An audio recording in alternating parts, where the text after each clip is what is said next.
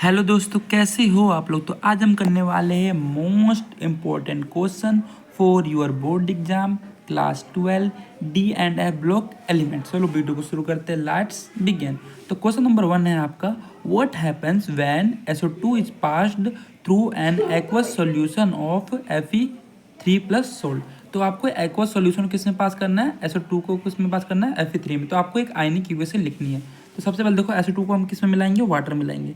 तो सबसे पहले SO2 किसमें मिला दिया हमने, वाटर में मिला दिया। ठीक है, जैसे हमने SO2 को वाटर मिलाया, हमें क्या मिला, SO4 2 नेगेटिव। इतना कर लिया। आपको मेरे साथ कॉपी में लिखना है, ठीक है। क्या करना है आपको, मेरे साथ कॉपी में लिखना है, ठीक है। प्लीज़ कॉपी और पेन खोल के बैठना और मेरे साथ लिखना। हमने SO2 किसमें डाला, पानी में डाला, हमें क्या मिला, SO4 2 नेगेटिव। और प्लस में आपको मिलेगा 2 इलेक्ट्रॉन, और प्लस में क्या मिलेगा आपको, 4H प्लस। तो यहाँ तक कर लिया आपने। SO2 को पानी में डाला, क्या मिला आपको, SO4 2 नेगेटिव, प्लस में 2 इलेक्ट्रॉन, प्लस में 4H प्लस। अब आपको पता है जो Fe3+ है उसका क्या होगा, आप बोलोगे उसका तो रिडक्शन होगा। तो इसमें से एक इलेक्ट्रॉन लूज करवा दो, उससे क्या हो गया, रिडक्शन हो गया। अब देखो यहाँ पे 2 इलेक्ट्रॉन, तो यहाँ पे कितना कर देंगे हम, 2 कर देंगे। इसको किससे मल्टीप्लाई कर देंगे, सबको 2 से मल्टीप्लाई कर देंगे। हम वो लिखते हैं आयनिक इक्वेशन बैलेंस से। देखो तो नेट रिएक्शन क्या हो जाएगा, देखो 2 इलेक्ट्रॉन से 2 इलेक्ट्रॉन कट गया। पहले ये लिखते हैं, पहले क्या आएगा, SO2। उसके बाद क्या आएगा, 2 वाटर आएगा। उसके बाद क्या आएगा आपका, 2 Fe3+ आएगा। और उसके बाद क्या आएगा आपका, ये वाला आएगा, क्या है आपका, SO4 2 नेगेटिव, प्लस में 4H प्लस, प्लस में Fe2+। तो अगर आपके पेपर में ये क्वेश्चन आता है तो प्लीज़ ये आपको लिख के आना है, ठीक है। आपको मेरे संग याद जाएगा, ठीक है। जैसे मैंने किया वैसे आपको ये कर लेना है, ठीक है। आगे बढ़ते हैं, ठीक है, क्वेश्चन नंबर 2 की ओर। अब देखो क्वेश्चन नंबर 2 क्या है आपका, giving reasons transition metal generally form coloured compound. जो ट्रांजिशन मेटल होते हैं वो कलर्ड कंपाउंड क्यों शो करते हैं, आपको रीजन देना है। क्या लिखना है आपको, बिकॉज ऑफ DD ट्रांजिशन। क्या लिखना है आपको, बिकॉज ऑफ DD ट्रांजिशंस। अगला देखो question number 3, why highest oxidation state is exhibited in oxo anion metal. जो हाईएस्ट ऑक्सीडेशन स्टेट होता है वो ऑक्सीजन के संग ही क्यों शो किया जाता है, ना कि फ्लोरीन के संग। तो इसका कारण है हाईली इलेक्ट्रोनेगेटिविटी। उसके बाद ऑक्सीजन के बाद डबल बॉन्ड भी होता है, ये भी बोल सकते हो, ठीक है। आप जो आपका मन करे वो लिख देना। तो क्या लिखना है आपको, जो मैं लिख रहा हूँ वो लिख देना पेपर में, ठीक है। बिकॉज, क्योंकि ऑक्सीजन हैज, क्या लिखोगे, बिकॉज हाईली इलेक्ट्रोनेगेटिव। इतना याद हो गया आपको, बिकॉज हाईली इलेक्ट्रो, आपको मेरे संग लिखना हो, मेरे संग याद करना है। Because highly electronegative oxygen atoms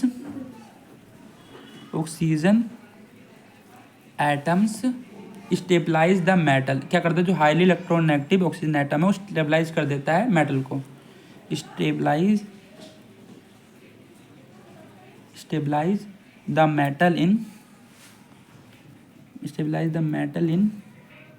higher oxidation state.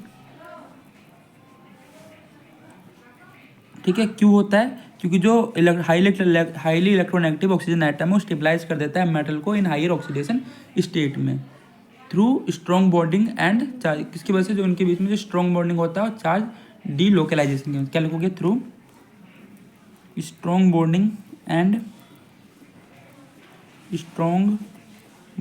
And charge delocalisation. क्या लिखना है, एंड चार्ज डीलोकलाइजेशन। अगला चलते हैं, क्वेश्चन नंबर 4 की ओर चलते हैं। जो क्वेश्चन नंबर 4 है आपका, हाउ डस एसिडिफाइड पर manganate solution react with oxalic acid. कैसे रिएक्ट करता है पर मैंगनेट किसके संग, ऑक्जेलिक एसिड। वो हमें इक्वेशन लिख के दिखानी है। तो देखो ध्यान से, 1 नंबर का पेपर में आया था, क्या लिखना है आपको, लिखना है 2MnO4 नेगेटिव। लिख लिया, मेरे संग ही लिखना है, ठीक है। प्लस में उसके बाद लिखोगे 5C2O4 2 नेगेटिव, प्लस में 16H प्लस, उसका गिव्स टू Mn से क्या बन जाएगा, 2Mn2 प्लस 2Mn2 प्लस, इससे बन जाएगा आपका कार्बन डाइऑक्साइड 10CO2 प्लस में, और क्या बन जाएगा आपका, वाटर बन जाएगा 8H2O बन जाएगा, ठीक है। अब इसमें बोला अगला क्वेश्चन, तो ये आपका याद हो गया 2MnO4 नेगेटिव प्लस में 5C2O4 2 नेगेटिव प्लस में 16H plus gives to 2Mn2 plus 10 CO2 plus में 8 H2O। ठीक है, अब इसमें बोला कि कॉपर की वैल्यू पॉजिटिव क्यों आती है, क्योंकि कॉपर रिडक्शन कर पाता है, तो लिखना है जो रिडक्शन करता है क्या करता है, इलेक्ट्रॉन गेन करता है। तो क्या लिखेंगे कि हम because copper prefers to gain electron, ना कि बिकॉज कॉपर प्रेफर्स टू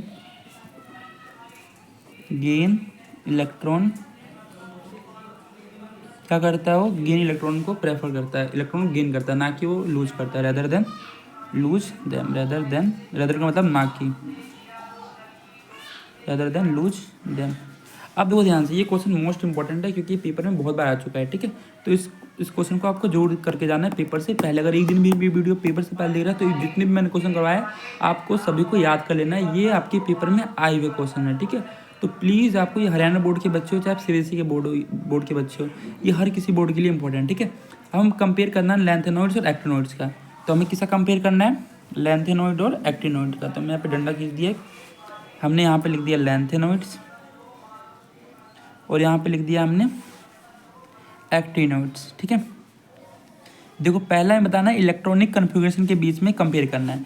तो ध्यान से देखना, पहला हमने इलेक्ट्रॉनिक कन्फिग्रेशन, तो लेंथेनॉइड क्या होता है आप सभी को पता होना चाहिए क्या होता है, बोलोगे जीनोन का कितना होता है 54 होता है, या तो होना चाहिए आपको। और इसका होता है 4F, कहाँ से लेकर कहाँ तक, 0 से लेकर 14 तक। 5D कहाँ तक होता है, 0 से लेकर 1 तक। और 6X में तो आपको पता ही है 2 होता है। इसका क्या होता है, रिडोन होता है, रिडोन कितना होता है 86 होता है। ठीक है, 5F इसमें 0 से 14 तक होता है, 6D इसमें 0 से लेकर 1 तक होता है, और 7S2 होता है। तो ये तो आपको याद ही है। अगला बात करते हैं हम, पहले हमने इलेक्ट्रॉनिक कम्युनिकेशन के बीच में कंपेयर कर दिया, दूसरा करना है हमें ऑक्सीडेशन स्टेट में। जो लेंथेनॉइड का ऑक्सीडेशन स्टेट होता है वो कितना होता है, जनरल ऑक्सीडेशन स्टेट बता रहा हूँ, जनरल ऑक्सीडेशन स्टेट जो सबका होता है, जनरल ऑक्सीडेशन स्टेट कितना होता है इसका +3, कितना होता है +3। और ये क्या क्या शो कर सकता है, मेसो। इसके अलावा भी क्या क्या शो कर सकता है, ये जनरल ऑक्सीडेशन स्टेट पूछे तो +3 बोल देना। इसके अलावा क्या शो करता है ये, आप बोलोगे +4 भी शो कर सकता है, +5 भी कर सकता है, +6 भी कर सकता है। वैसा क्या होता है ऑक्सीडेशन स्टेट, इसका तो बिल्कुल सिंपल सा, +4 +5 +6 +7, कहाँ तक +4 +5 +6 और +7, ये चारों शो करता है। ठीक है आपका, तो पहला हमने इलेक्ट्रॉनिक कन्फिग्रेशन के बीच में देख लिया, कंपेयर कर लिया। ऑक्सीडेशन स्टेट के बीच में देखो, तो जनरल ऑक्सीडेशन स्टेट कितना होता है +3, क्या क्या शो कर सकता है +4 +5 +6, ये क्या क्या शो करता है +4 +5 +6 और +7। जो इसका आयनिक साइज होता है किसका, M3+ आयन का। अगर आप क्या नाम है, ठीक है, तो किसी का 3+ आयन निकालते हो लेंथेनॉइड स्टेट में तो क्या करता है, रेगुलर डिक्रीज करता है। ठीक है, अगर आप एटॉमिक नंबर को इंक्रीज करोगे तो जो आपका साइज होगा इसका क्या हो जाएगा, वो डिक्रीज कर जाएगा। तो वही लिखना है आपको। तीसरा क्या लिखना है,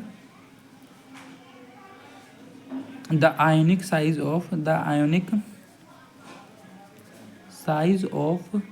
M3+ आयन, इसका बोल रखा है +3 निकालोगे तो आयन का इन लेंथेनॉइड सीरीज में, इन लेंथेनॉइड सीरीज क्या करता है, ये रेगुलर डिक्रीज करता है। सो रेगुलर डिक्रीज हमेशा क्या करता है, डिक्रीज करता है जब भी आप एटॉमिक नंबर को इंक्रीज करते हो। In size of ion with increase, क्या लिखोगे, in size of ion with increase atomic number, in size of ion with increase atomic number, with increase atomic number. ठीक है, तो M3+ आयन का जो लेंथेनॉइड सीरीज में वो क्या करता है, रेगुलर डिक्रीज करता है आयनिक साइज जब भी आप एटॉमिक नंबर को इंक्रीज करते हो। और इसका क्या होता है, ग्रेटर ज़्यादा ही डिक्रीज करता था, there is greater and gradual decrease the size of atom of M3+ ion, इसका बहुत ज़्यादा करता है। ठीक है, उसका तो थोड़ा सा डिक्रीज करता है, इसका तो पूरा ही कर जाता है। तो क्या लिखना है आपको, there is greater and gradual decrease in the size of atom, क्या लिखना है, in the size of atom of M3+ ion, in the size of atom of M3+ ion, M3+ ion इसका बहुत ज़्यादा डिक्रीज करता है। तो क्वेश्चन नंबर 6 भी हो गया। अब चलते हैं हम क्वेश्चन नंबर 7 की तरफ, और मेरे साथ ही लिखना, जैसे मैंने आपके संग लिखा है वैसे आपको भी मेरे संग ही लिखना है। ठीक है, अब देखो क्वेश्चन नंबर 7 क्या है, which of the following is strongest acid, इसमें से स्ट्रॉन्गेस्ट एसिड कौन सा। देखो इसके पास O है, एक ऑक्सीजन है, तो इलेक्ट्रोनेगेटिविटी क्या होगी, इसके पास ऑक्सीजन 3 है तो इसकी इलेक्ट्रोनेगेटिविटी और ज़्यादा होगी, इसकी थोड़ी से कम होगी। तो सबसे ज़्यादा किसकी होगी, जिसके पास 4 ऑक्सीजन है उसकी इलेक्ट्रोनेगेटिविटी क्या होगी, सबसे ज़्यादा होगी। तो इसका राइट आंसर क्या हो जाएगा, option number D. Which element does not show variable oxidation state, इसमें से कौन सा ऐसा एलिमेंट है जो वेरिएबल ऑक्सीडेशन स्टेट शो नहीं करता, इसका राइट आंसर क्या हो जाएगा, scandium. The general electronic configuration of transition element क्या होता है, n-1 D 1 से लेकर 10 तक, और NS कहाँ से होता है, 0 से लेकर 2 तक। Which of the flowing oxidation state is most common among the length nodes, कौन सा कॉमन होता है सब में, तो याद कर लेना आपको +3 होता है। When alkaline KMnO4 is treated with Ki iodide क्या हो जाता है, क्या निकलता है, IO3 negative. Question number 12, why transition element have the high enthalpy of atomization, because due to number of unpaired electron की वजह से इसकी high enthalpy of atomization, because due to number of unpaired electron, because due to number of unpaired electron। ठीक है, तो हम चलते question number 13 की तरफ। देखो सबसे पहले क्या लिखना है आपको, क्वेश्चन नंबर 13 क्या है, indicate the steps in preparation of potassium dichromate, कैसे बनाते हैं हम क्रोमेटोड से। सबसे लिखना है आपको 4FeCr2O4 प्लस में 8NO2CO3 प्लस में 7O2 गिव्स, हमें क्या मिलेगा इससे, 8Na2CrO4 प्लस में 2Fe2O3 प्लस में 8CO2। तो इसको बोलते हैं हम क्रोमाइट ओर, ये क्या है आपका, क्रोमाइट ओर है। ठीक है, इसे हम क्या बनाने वाले, पोटेशियम डाइक्रोमेट बनाने वाले। तो क्रोमाइट ओर से क्या बनेगा आपका, सोडियम क्रोमेट बनेगा। देखो ध्यान से कैसे बनेगा, 2Na2CrO4 है, इसकी रिएक्शन करवा दो H2SO4 से, तो आपका क्या बन जाएगा, आपका बन जाएगा Na2Cr2O7 प्लस में Na2SO4 प्लस में वाटर। अगला देखो, अगला इससे बना देंगे हम। अब इसके बाद लिखना है आपको Na2Cr2O7 प्लस में 2KCl गिव्स, क्या मिल जाएगा आपको, K2Cr2O7 प्लस में 2NaCl। तो सबसे पहले देखो ये 3 स्टेप का में है। ठीक है, आपको अगर ये पेपर में है तो आपको 3 स्टेप ये लिख के आ जाना है। क्वेश्चन नंबर 14 को चलते हैं। तो सबसे लिखना है आपको यहाँ पे 2MnO2 प्लस में 4KOH प्लस में O2 गिव्स 2K2MnO4 प्लस में 2 वाटर। ठीक है, इसको बोलते हैं हम पोटेशियम मैंगनेट। क्या बोलते हैं, पोटेशियम मैंगनेट। ठीक है, अब देखो ध्यान से, इससे बन जाएगा आपका 3MnO4 2 नेगेटिव प्लस में 4H plus gives 2MnO4 negative plus में 2 वाटर प्लस में MnO2। ठीक है, तो अगले क्वेश्चन नंबर 15 क्या, हाउ डज एसिडिफाइड पोटेशियम पर magnet solution react with which of the flowing. इसके लिए राइट एनी क्वेश्चन, पहला है ऑक्जिलेट आयन। तो ऑक्जिलेट आयन के लिए लिखना है आपको, पहला देखो सर ऑक्जिलेट आयन लिख दो 5C2O4 2 नेगेटिव, ये 4 है। ठीक है, क्या है, 4 है, प्लस में 2MnO4 नेगेटिव प्लस में 16H प्लस गिव्स, क्या लिखोगे उसके बाद 2Mn2 प्लस 8H2O प्लस में 10CO2। देखो दूसरा क्या है आपका, आयोडाइड आयन। आयोडाइड आयन क्या है, मतलब 10I नेगेटिव प्लस में 2MnO4 नेगेटिव प्लस में 16H प्लस, इसके बाद क्या बन जाएगा 2Mn2 प्लस में 8 वाटर प्लस में यहाँ पे आ जाएगा 5I2 आ जाएगा। तो देखो यहाँ से 5C2O4 2 नेगेटिव बना, 2MnO4 नेगेटिव प्लस में 16H plus gives 2Mn2 plus 8 water plus में 10CO2। यहाँ पे थोड़ी सी 10I नेगेटिव प्लस में 2MnO4 negative 16H plus 2Mn2 plus 8 water plus में 5I2। देखो what are inner transition element. Inner transition element क्या होता है, तो सर लिखता है इसमें the last electrons enter into, किसमें एंटर करेगा वो, the last electron enter into the n-2 f subshell इसमें एंटर करेगा तो इसे क्या बोलेंगे हम, इनर ट्रांजिशन एलिमेंट। इसका इलेक्ट्रॉनिक कन्फर्मेशन क्या होता है, कोई पूछे तो आप बोल देना n-2 F1 से लेकर 14, n-1 D 0 से लेकर 1 और NS कहाँ से होता है, 2 होता है। ठीक है, ये होता है जनरल कन्फर्मेशन किसका, F का। ठीक है, तो हम आगे बढ़ते हैं। ठीक है, क्वेश्चन नंबर 17 की तरफ चलते हैं। तो क्वेश्चन नंबर 17 क्या है आपका, right the ionic equation for the reaction of acidified K2Cr27 with H2S का संग करना और उसके बाद किसका संग करना, FeSO4 के संग करना। तो देखो सबसे पहले ये पार्ट करते हैं, K2Cr27 किसका संग, H2S के संग। तो देखो सबसे पहले लिखो आप K2Cr27, उसके बाद इसकी राइटिंग करवा दो किसी एसिडिक मीडियम के संग 4H2SO4 लिख दो। उसके बाद लिख दो आप 3H2S, उसके बाद लिख दो आप गिब्स लिख दो। ठीक है, उसके बाद क्या लिखना है आपको, K2SO4 प्लस में Cr2SO4 का होल थ्राइस प्लस में 7H2O प्लस में 3S। ठीक है, तो K2Cr2O7 को H2S करवाओगे तो आपको ये मिलेगा, पेपर में आ रखा है। ठीक है, अब बी पार्ट करते हैं। K2Cr2O7 किससे करवाते हैं, FeSO4 से करवाते हैं। तो सबसे पहले इसमें भी सेम यही करना है, K2Cr2O7 लिखना है, फिर आपको लिखना है 7H2SO4 प्लस में 6FeSO4 गिव्स क्या मिलेगा, यहाँ से भी K2SO4 मिलता है, प्लस में क्या मिलेगा आपको Cr2SO4 का होल थ्राइस इसमें मिलता है और प्लस में 3Fe2 2 मिलता है यहाँ पर। ठीक है, 3Fe2SO4 का होल थ्राइस और प्लस में क्या आ जाएगा आपका 2 वाटर आ जाएगा। ठीक है, तो चलते हैं हम क्वेश्चन नंबर 18 की तरफ।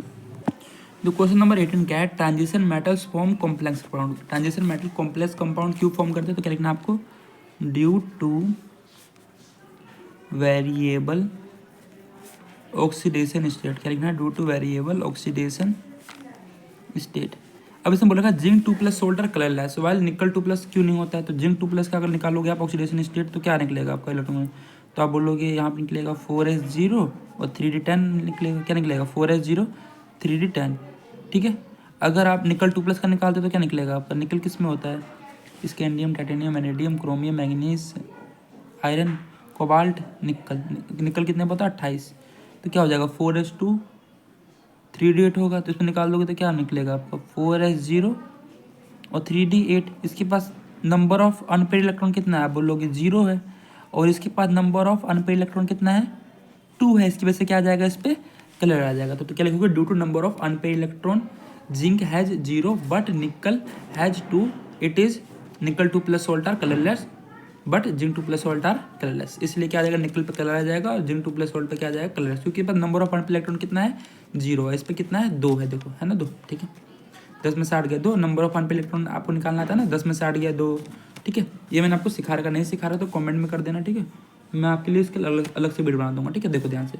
अगला आपसे पूछ रखा है क्रोमियम 2+ इज स्ट्रॉन्ग, तो क्रोमियम 2+ का निकालते हैं अगर हम इलेक्ट्रॉनिक, तो क्या हो जाएगा, आप बोलोगे 4s0 3d4 आएगा। अब मुझे बताओ क्रोमियम 2+ क्या चाहेगा कि क्या बन जाएगा क्रोमियम, तो क्रोमियम 2+ क्या जाएगा, अपना ऑक्सीडेशन करवाना चाहेगा ना, तो क्रोमियम 2+ क्या बनना चाहेगा, क्रोमियम 3+। ठीक है, देखो क्रोम यहाँ पे कितना है 3d4 है और यहाँ पे जाते ही कितना बन जाएगा वो 3d3। तो आपको पता है ये क्या होता है, T2G हाफ फील्ड स्टेबल होता है, T2G हाफ फील्ड स्टेबल होता है। इसकी वजह से ये क्या होता है, स्ट्रॉन्ग रिड्यूसिंग एजेंट, मतलब कि रिड्यूसिंग का मतलब ऑक्सीडेशन है। रिड्यूसिंग एजेंट कौन होता है, जिसका क्या होता है, ऑक्सीडेशन होता है। इसलिए क्या है ये स्ट्रॉन्ग ऑक्सीडेशन, क्या इसलिए बोल दो इसको स्ट्रॉन्ग रिड्यूसिंग एजेंट बोल सकते हैं, आप ऑक्सीडेशन ही बोल सकते हो, जो मन कर आपको वो बोल सकते हो। ठीक है, पेपर में कैसे भी सवाल आ सकता है। अब हम चलते हैं क्वेश्चन नंबर 21 की तरफ। तो देखो पहला क्या है, क्वेश्चन नंबर 21 का पहला देखो 2MnO4 नेगेटिव प्लस में 5NO2 नेगेटिव प्लस में 6, तो इससे क्या बन जाएगा, MnO4 से Mn2+ बनता है, NO2 से क्या बनता है, NO3 बनता है, और प्लस में क्या बन जाएगा यहाँ पर 3 वाटर बन जाएगा। ठीक है, तो इससे बन जाएगा 2Cr3 प्लस में 7H2। इसको आपको याद करना है और कमेंट देना है। ठीक है, अगला बोल रखा है आपसे मैग्नीज के पास हाईएस्ट ऑक्सीजन ज़्यादा क्यों होता है, क्या लिख दोगे, क्योंकि जो इसमें 3D और 4s दोनों इलेक्ट्रॉन का ट्रांसफर करते हैं। तो क्या लिखना है, because it has maximum number of unpaired 3D and 4s electron. क्या लिखना है, because it has the maximum number of unpaired electron, because it has maximum number of unpaired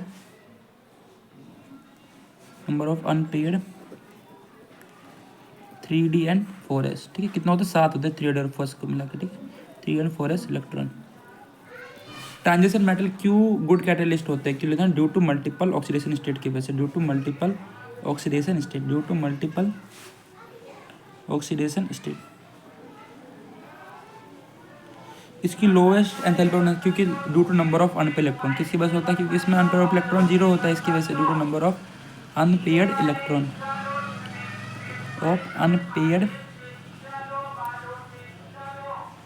अगला चलते हैं। Cu plus is unstable in aqua solution. क्यों होता है? क्योंकि because it undergo disproportion reaction में आ जाता है। क्या लिखना है? Because it undergoes disproportionation ATI हुआ ना, disproportionation to form Cu2 plus. और क्या मैं 2 चीज़ फॉर्म कर लेता है, Cu2 प्लस भी फॉर्म कर लेता है, Cu मेटल भी फॉर्म करने लेता है। देखो आपका क्या है? Cu प्लस है, जैसे आपने इसको एक उसमें डाला, क्या बन गया आपका? Cu2 plus. और Cu इसकी वजह से क्या होता है? ये अनस्टेबल हो जाता है, ठीक है। अब हम क्वेश्चन नंबर 26 की ओर चलते हैं। तो हम आज के लिए इतना क्वेश्चन रख देते हैं। प्लीज़ अगर आपको वीडियो अच्छा लगा हो, अगर आपने इस वीडियो से कुछ भी सीखा हो, तो प्लीज़ कमेंट करके बताइए, ताकि मुझे मोटिवेशन मिल सके। तो मिलते हैं नेक्स्ट वीडियो में। मैं ये आशा करता हूँ कि आप लोगों के सभी बच्चों के फुल में से फुल नंबर आए, आपको किसी प्रकार कोई भी दिक्कत परेशानी ना हो। तो मिलते हैं नेक्स्ट वीडियो में, तब तक के लिए आप अपना ख्याल रखिए। Tata bye bye. तो प्लीज़ चैनल को कुछ मत कीजिए, जाइए आपका, ठीक है।